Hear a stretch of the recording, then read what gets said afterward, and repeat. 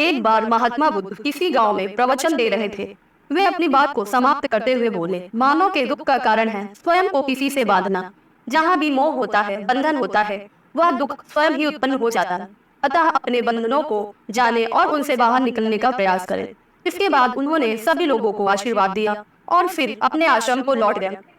अगले दिन उनसे एक व्यक्ति मिलने आया। वह बुद्ध को दंडवत करता हुआ बोला, महात्मा, मैंने कल आपका उपदेश सुना था। आपकी बातें मेरे हृदय में उतर गईं। मैंने अपने बंधनों को तोड़ दिया है, सारी मोह माया का त्याग कर दिया है। अब मैं आपकी शरण में आना चाहता हूँ।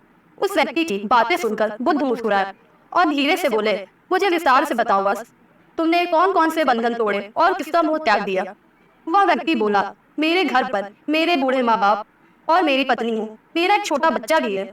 मेरी पत्नी बहुत बीमार रहती है। उसके कष्ट देखकर मैं अक्सर सोचता रहता था कि वह मर जाए तो उसकी कष्ट दूर हो जाए। उसकी वजह से मैं बहुत दुखी हूँ। लेकिन कल जब मैंने आपका उपदेश सुना तो मेरी समझ में आ गया कि मेरे परिवार से मेरा बंधन ही मेरे दुखों का कारण है। अगर मैं इसके चक्कर में पड़ा रहूंगा तो कभी सत्य को नहीं जान सकूंगा। इसलिए मैं अपने घर को त्याग कर आपके पास आया हूँ। बुद्ध ने पूछा, क्या तुम सचमुच सभी बंधनों से मुक्त हो गया हो? देख लो, कहीं कोई बंधन तुम्हारे पीछे रह तो नहीं गया।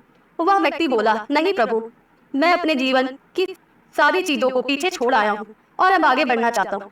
बुद्ध ने कहा, अगर ऐसी बात है तो फिर ठीक है, आज तुम यही आश्रम में रुको। कल मैं तुम्हें बताऊंगा कि तुम्हें क्या करना है।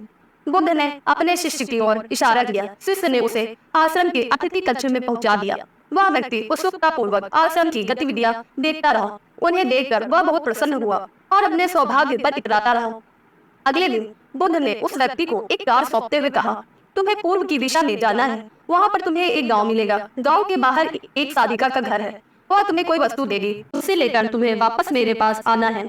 वह व्यक्ति पूर्व दिशा की ओर चल पड़ा। गर्मी का मौसम था। कुछ ही देर में वह पसीने से तर-बेतर हो गया। उसे प्यास भी सताने लगी।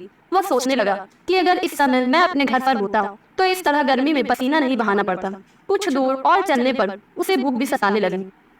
पर वह एक सुनसान और बंजर रास्ता था। आसपास ना तो कोई पेड़ था और ना ही पोखर तालाब। वह पुनः सोचने लगा कि अगर मैं इस समय अपने घर पर होता तो अपनी पत्नी के हाथ का बना स्वादिष्ट भोजन कर रहा होता। पता नहीं क्यों बुद्ध ने मुझे गर्मी में इतनी दूर भेज दिया। काफी देर तक चलने के बाद वह व्यक्ति गांव में जा पहुंचा। गांव के बाहर ही एक घर बना हुआ था।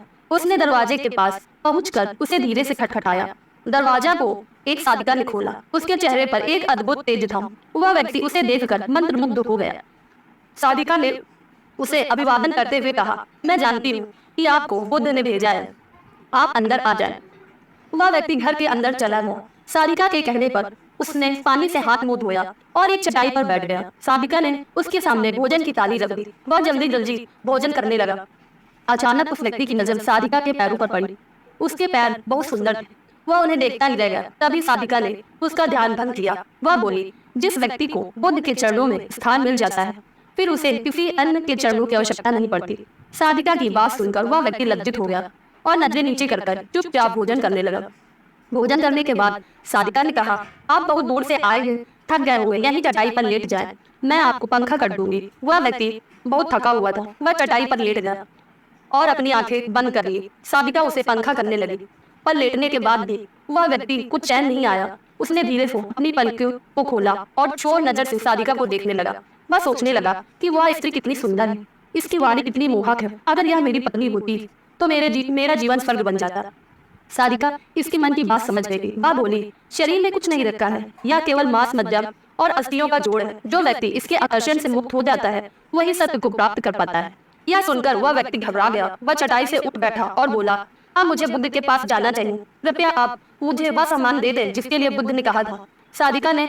साधिका मुस्कुराई और जवाब दी, बुद्ध ने आपको जिस कार्य के लिए भेजा था वह पूर्ण हो चुका है। साधिका की यह बात उस व्यक्ति को समझ नहीं आई। वह दरवाजे की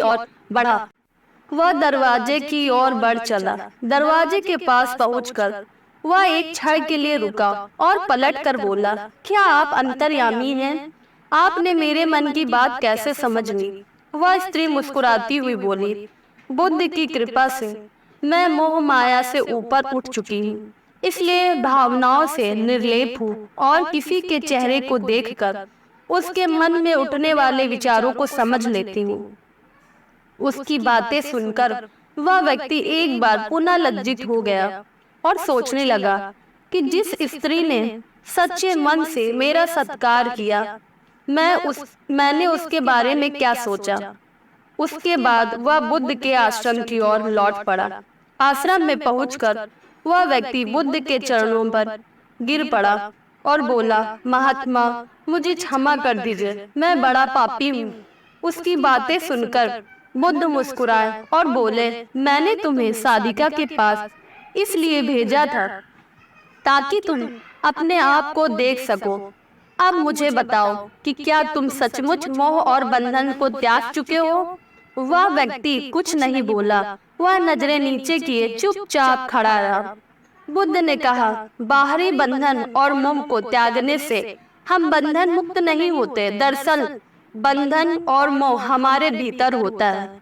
तुमने परिवार को छोड़ दिया और सोचा कि मैं बंधन मुक्त हो गया हूँ, लेकिन जैसे ही तुम्हें अवसर मिला, तुम्हारे भीतर का मोह जाग उठा और इसी वजह से आज तुम अपने आप को पापी समझ रहे हो। मुझे क्षमा करें प्रभु। वह व्यक्ति हाथ जोड़ लिया। फिर वह धीरे से बोला, आप सही कह रहे हैं, मैं केवल अपनी पत्नी से पीछा छुड़ाना चाहता था। वह बहुत बीमार रहती थी। 1 वर्ष से हमारे बीच संबंध भी नहीं बन पाया। मैं कुछ ज्यादा कमाता भी नहीं हूँ, इसलिए मैं अपने परिवार के दायित्वों का निर्वाह भी ठीक ढंग से नहीं कर पा रहा हूँ। शायद इसलिए मैंने अपने परिवार से पीछा छुड़ाना चाहा, पर अब मैं समझ गया हूँ, मेरा परिवार ही मेरा सत्य है और उसके दायित्वों का निर्वहन ही असली कर्म है। बुद्ध बोले, मैं जो भी कहता हूँ वह अपने अनुभव के आधार पर कहता हूँ। लोग मेरी बातों को सुनते तो हैं, पर वे अपने स्वार्थ के अनुसार ही उसका अर्थ ग्रहण करते हैं। इसलिए मोह, माया, कामना, इच्छा, वासना, क्रोध को लोग बाहर की ओर खोजते हैं, जबकि यह हमारे भीतर ही है। हम दूसरों को देखकर तरह तरह की कामना करने लगते हैं। कामना से इच्छा जन्म लेती है, इच्छा से वासना पैदा होती है और वासना की पूर्ति ना होने पर क्रोध उत्पन्न हो जाता है। यह सब एक दूसरे से जुड़े होते हैं।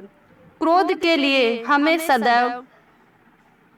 सदैव दूसरे को जिम्मेदार ठहराते हैं, जबकि क्रोध का स्रोत हमारे भीतर है। तुम चाहोगे तो क्रोध आएगा, तुम चाहोगे तो क्रोध नहीं आएगा। इस तरह बंधन बाहर नहीं होते, हमारे मन में होते हैं।